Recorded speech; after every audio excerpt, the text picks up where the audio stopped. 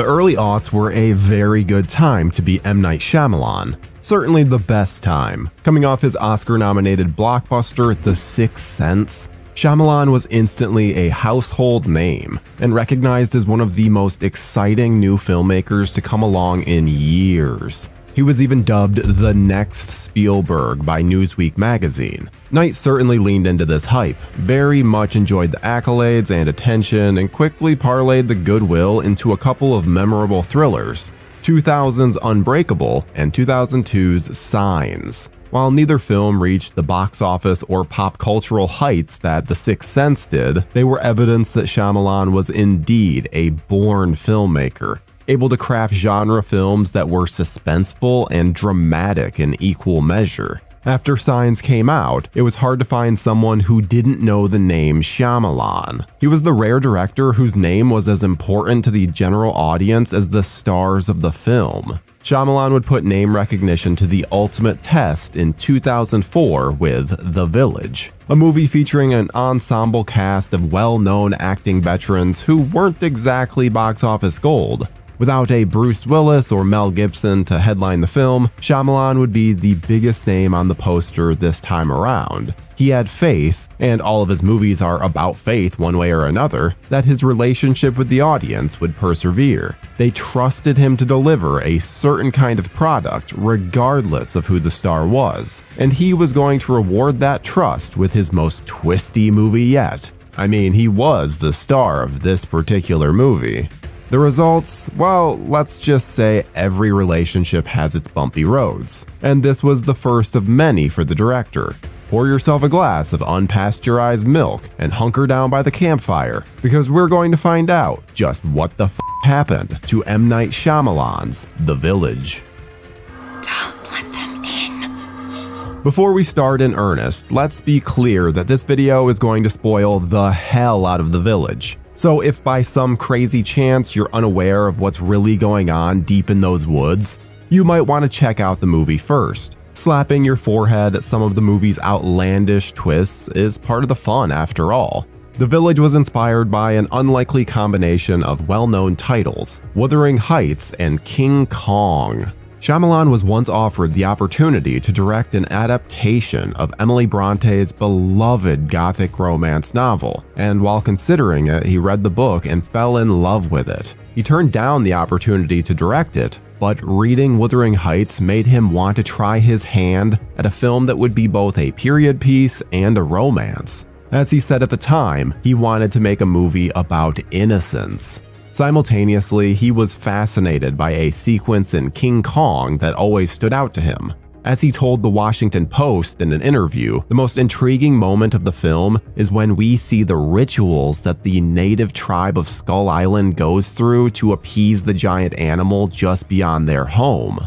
Night was enthralled with the idea of these people living side by side with a monster, and got to thinking about how delicate and fraught with danger such a truce could be. This led to the idea of a small community at the end of the 1800s who developed a peaceful yet stressful accord with a species of vicious creature that roam the woods beyond their village. They don't go into the woods, the creatures don't come into their hamlet. Seems like a decent enough deal, but what would happen if one side or the other started breaking the tenuous agreement? As we eventually find out, the creatures are a ruse by the elders who've decided to shield the children from an unforgiving outside world. They're actually living in modern times, but have put themselves in a bubble of make-believe in order to never face the horrors of modern civilization again. Originally titled The Woods, Shyamalan set the project up once again at Disney, the home of his previous 3 box office hits. While the suits of the studio were somewhat wary of Night's new project, which seemed to deal in hushed tones as opposed to the popcorn movie-friendly moments of his other movies, they knew Night was a marquee name that would draw crowds. He was still the genius who could not miss, so Disney agreed to a budget in the range of $60 million for a movie without A-listers or flashy visual effects. Though the movie doesn't unveil its true lead until well into the second half, the first half is a genuine ensemble. Night wanted to populate his film with well-respected actors from both stage and screen. The role of Lucius, The curious young man who appears at first to be the film's main protagonist was specifically written with Joaquin Phoenix in mind. Phoenix and Knight were making signs together when the actor told the director that he yearned to perform a role that didn't have much dialogue, where he could give a true performance without having to speak much. Shyamalan obliged him with the role of Lucius, who is quiet and stoic. He also pretty much exits the movie halfway through. For the leading lady, plucky blind teenager Ivy, Shyamalan had his sights set on Spider-Man actress Kirsten Dunst. Dunst couldn't commit to the role, so Shyamalan had to look elsewhere. During a performance of As You Like It in New York, Knight was drawn to the play's lead actress, Bryce Dallas Howard, of course Ron Howard's daughter, but at the time a complete unknown beyond the stage. Without even asking for an audition, Shyamalan offered Bryce the role of Ivy. She accepted, and it ended up being her first performance in a movie. To prepare, Bryce spent a lot of time with blind people in order to study their movements and habits. A May 2013 article in Entertainment Weekly noted that, in addition to Dunst and Phoenix being sought after for The Woods, that 70s show breakout Ashton Kutcher was being looked at for a major role in the film, presumably that of mentally disabled Noah Percy, who plays a large role in the drama that takes place in the village. Kutcher obviously didn't end up being in the film, and instead Shyamalan cast Adrian Brody, then hot off winning an Oscar for The Pianist. Brody would do research beforehand by spending time with people who had similar disabilities as Noah. In significant roles as village elders, Shyamalan cast a bevy of highly respected thespians, including William Hurt, Sigourney Weaver, Brendan Gleeson, and Cherry Jones. In smaller roles, he cast up-and-comers such as Judy Greer, Michael Pitt, and Jesse Eisenberg. Before production, a large portion of the cast spent about a week's time at a boot camp where they learned the crafts of the late 1800s. The actors spent time with historians who taught them how to forge metal, sew, tend to the fields, milk cows, make their own cheese, and so forth. Not only would this bond the cast together, it would make them seem like naturals at these rudimentary tasks once in front of the cameras. Shyamalan had long been a believer in storyboarding just about everything during pre-production, and this time was no different.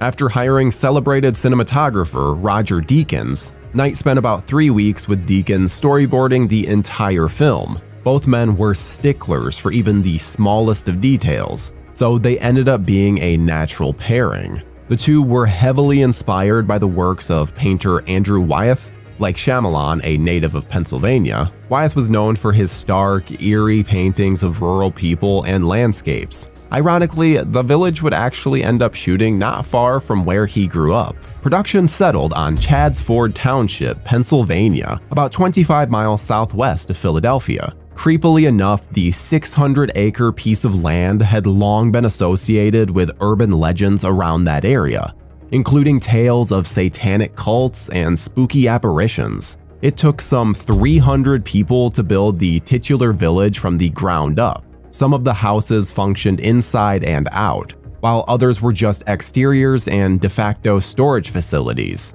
Soon after shooting commenced, the entire village was taken down and the land returned to its prior serene state. Shooting on the village lasted approximately 2.5 months. Although production was in hazard of being shut down for a long period of time, thanks to a blizzard that came out of nowhere and dumped about 14 inches of snow on the area one day. Luckily, that snow didn't last long after nearby Hurricane Isabel washed it all away, but the production was left dealing with very soggy and muddy conditions for much of the shoot.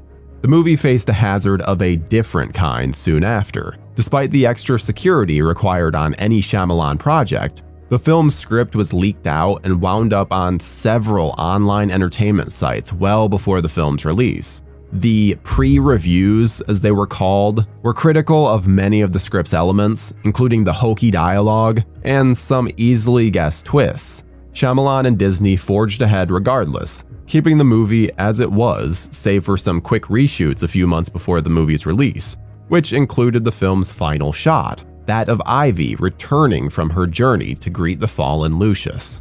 Midway through the film, Lucius gets a surprising stabbing from the heartbroken Noah, a moment that changes the course of the story and sets up Ivy to be the actual hero of the tale. This very brief moment almost caused the village to get an R rating. It wasn't because it was too gory either. It was the sound of the knife slipping into Lucius that was apparently so disturbing to the MPAA that they slapped the movie with an R rating. After the sound was removed, it was given a PG-13. And to think, some people say this organization is ridiculous. Hi, I'm some people. The Village released on July 30th, 2004. Reviews from critics were quite mixed, but the opening weekend was a banquet for Night and Disney, as the film grossed $50 million in its first 3 days. If nothing else, this seemed to prove that Shyamalan was just as much as a draw as any headliner in Hollywood. However, the good times would stop rolling during its second weekend, when the film dropped a calamitous 67%, signaling that this particular bag of tricks was not to the audience's liking.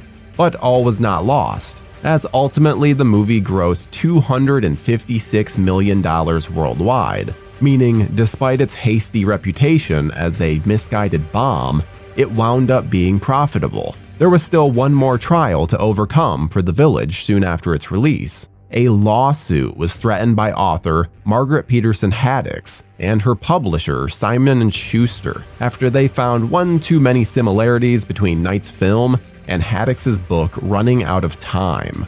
Published in 1995, 9 years before The Village's release, Running Out of Time is about a young girl living in an isolated village who discovers it's not actually the mid-1800s, but 1995. She's been lied to her entire life about her surroundings and the outside world by the village's elders. Pretty close in spirit to the village's big reveal, but ultimately there was no lawsuit filed, most likely because Disney would have thrown all the money in the world at it. When all was said and done, The Village was an ambitious misstep for the previously infallible Shyamalan. Disney head honcho Nina Jacobson later theorized that the reason for the movie's tumble was that he'd lied to the audience, and that he didn't respect them. Perhaps the twist at the end was a bridge too far, or maybe it was just because there was nothing supernatural going on after all. Unlike the ending of The Sixth Sense, this wasn't one you made sure to avoid spoiling, one that you told people that they had to see to believe. This time you simply said, don't waste your money. Things quickly changed for Night after The Village. His next movie, Lady in the Water, was an even bigger swing and miss, made for a different studio, because Disney no longer trusted his vision. In recent years, Night has been self-financing smaller budgeted fare. Though his name still rings out, it's not like it was some 20 years ago, when the name Shyamalan signaled a must-see event. Regardless of what you think of his films, you must admit Night is still a unique voice in the filmmaking world. He did not end up being the next Spielberg, but there's still only one M. Night Shyamalan.